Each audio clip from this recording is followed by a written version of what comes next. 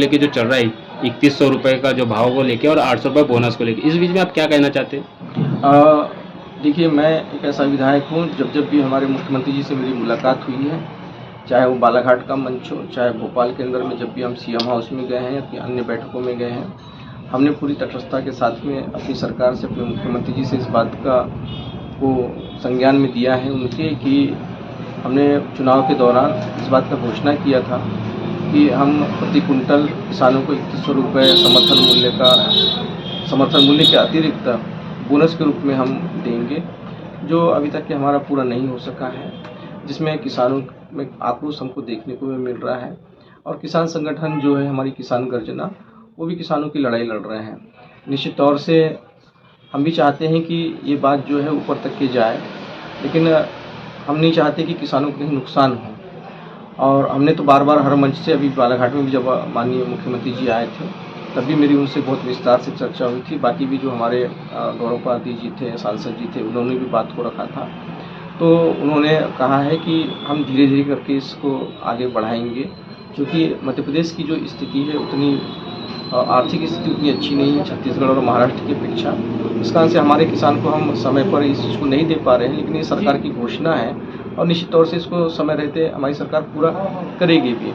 लेकिन मैं किसान गर्जना के भाइयों से एक निवेदन करना चाहता हूं कि कहीं दूर के नहीं है, किसान भाइयों के हित की अपनी लड़ाई लड़ते हैं। मेरा उनसे यही आग्रह है कि जो किसान धान को सोसाइटियों में या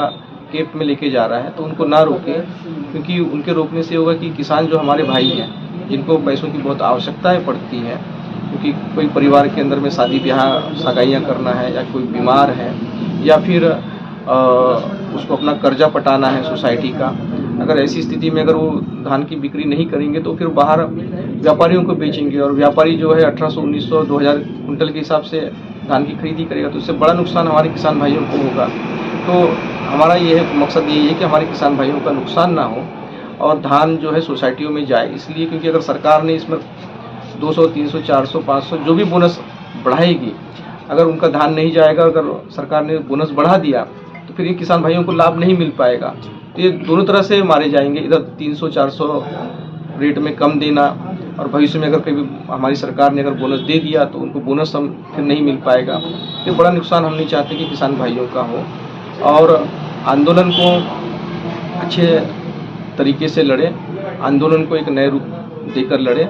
और हम भी उनके साथ खड़े हैं। निश्चित तौर से उनकी जो बातें रहती हैं हम उनको अपनी सरकार तक पहुंचाने का पूरी ईमानदारी के साथ में काम कर रहे हैं। अच्छा सर, अभी एक नया मामला वो जो आया है, जैसे कि अपन बात करते हैं किरनापुर को लेके एक वारा से सर बहुत अंदर एक लगभग 100 से 200 मीटर दूर या 900 मीटर दूर है धान के, वहाँ जाने के लिए किसानों को बड़ी मुश्किल का सामना करना पड़ता है। कभी हो सकता है उनकी दुर्घटना भी हो सकती है और ये क्षेत्र में एक बड़ा माहौल बन सकता है। इसके लिए उस क्या कहना चाहते हैं सर, जैसे रोड पर लेके? जी बिल्कुल, ये मुझे 2 दिन पहले ही सरपंच ने भी अवगत कराया है कि वहाँ केप तक के जाने के लिए जो रास्ता है वो काफ़ी ख़राब है और उसमें गाड़ी उड़ी कई दुर्घटनाएं भी घट सकती हैं। तो मैंने उनसे कहा भी था कि केप खुलने से पहले मुझे थोड़ी जानकारी मिल जाती तो इसको पहले हम बना लेते हैं। और जब उन्होंने मुझसे कहा है तो इसमें भी हमारी कलेक्टर साहब से बात होगी कि पारडोंगरी का केप, जहाँ पर भी रास्ता काफ़ी ख़राब है, और वारा का जो केप है जिसका भी रास्ता काफ़ी